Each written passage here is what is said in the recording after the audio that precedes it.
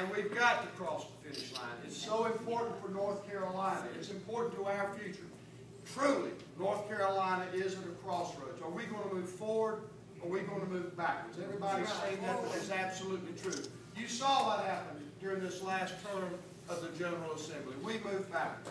There was not only cuts to education, but there was a disrespect that I found very offensive during the debate that I saw on the floor. That is not right.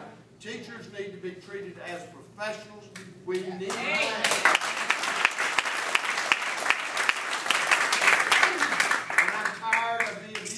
I have seen. I sponsored the bill that was to give you a duty-free time to prepare your plans and to look ahead. And that's being abused, and I know that the testing requirements and things like that are taking away too much. And I will work with you on that. And I will work with you on everything to move North Carolina forward. The people are asking, who are they going to trust to protect the middle class, the working people, our senior citizens? My opponent has talked about considering a consumption tax. He says he wants to redistribute the tax burden. What he means is he's going to help the wealthy. He's going to get rid of, he says, I'm going to get rid of the corporate income tax. Well, where does he redistribute it to? To the middle class, to the working people, to teachers, to our senior citizens. The people are asking, who are they going to trust to improve and protect education?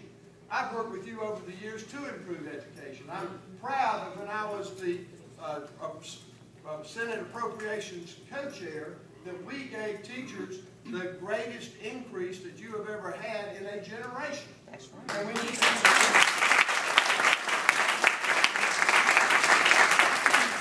I did the bill that laid the foundation for our early colleges in North Carolina that have been very successful. I worked with you every step of the way. And I appreciate NCAE and what you've done. On the other hand, my opponent, Mayor McCrory, supported all those cuts last year, supported the rhetoric against our teachers, and also he is saying he wants to fund private schools, taking money away from public schools, even taking it away from public charters. He wants to fund entirely private schools. So people are asking, who can they trust to lead by example? We had that great year where you got the big race, but we had some tough years too.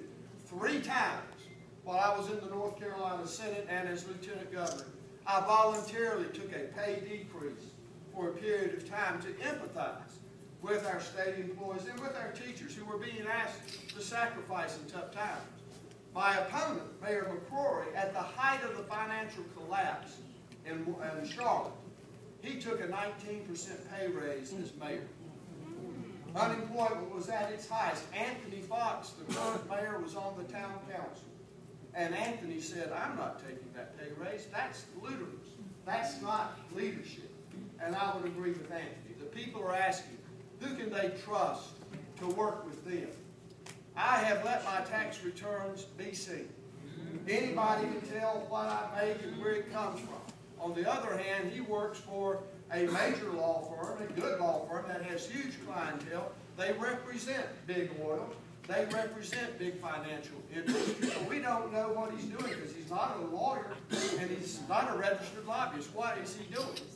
The other side of it is I challenged him to debates across this state. I said, let's do it on campuses of community colleges because that's where job training, the economy, and education meet. He said, no, I don't want to do that. I conducted town hall meetings across this state on those campuses, and everybody was welcome. Republicans, Democrats, Independents. Ask me anything you want. There were no planted questions in the audience, except for the ones he sent into the room. And it was usually a young college student with a little index card. You could point them out anytime. And I welcomed those questions also. And I always felt that more times than not, that young student walked out of that room, they were going to vote for me.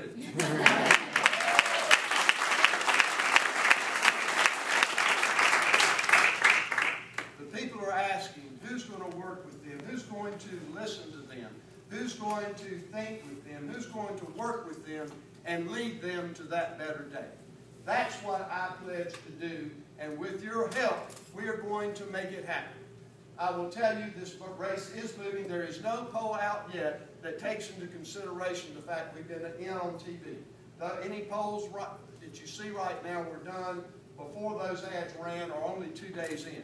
There will be a poll, I think, this week, and I think you're going to start seeing us move, but we move more rapidly if you go back and take that message to each and every teacher that this election is absolutely critical. It is absolutely key, not only to teachers, but it is absolutely critical and key to the future of North Carolina. I want you to go back and talk to those teachers, whether they're independent, Republican, or Democrat, and say that we have to elect Walter Dalton, not because he's a good guy, but because he is the one that will give us the leadership. He is the one that will work with all people. I'm not going to work with 47% or 53%.